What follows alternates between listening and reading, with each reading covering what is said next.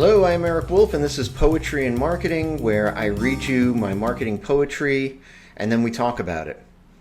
Today's poem is Just Quit Your Whining and Make the Logo Bigger. Design's Subjective. So, as somebody that has done design work, a fair amount of design work actually, especially earlier in my career, nothing could be further from the truth. And it's a real misconception that the art that gets produced in the course of marketing is should be to the taste of the person who owns the business or of an executive within the business or something on those lines. Objectively, the design projects that you undertake, whether that's designing a logo, designing a website, designing a piece of collateral or a PowerPoint presentation, those designs are here to serve a purpose, right? We're trying to make a connection with a potential customer.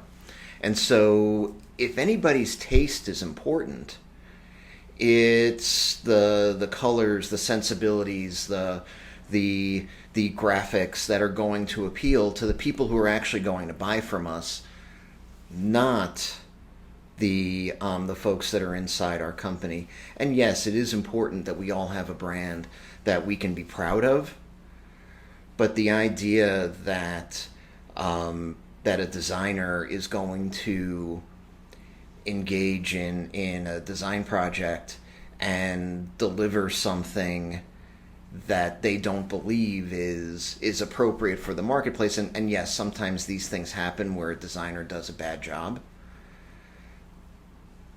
But typically, a good designer is thinking about objectively what this design needs to do within the marketing plan or the brand or the marketing universe that we are building for a specific company.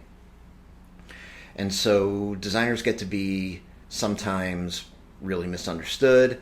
We get a whole lot of people's personal opinions carrying a lot of weight, when what we really need to do when we're designing something, the question that we should be asking is not how can we make ourselves happy with this thing that's sort of a little bit artsy and different than say a P&L report or a tax document or anything in business that's very clearly defined.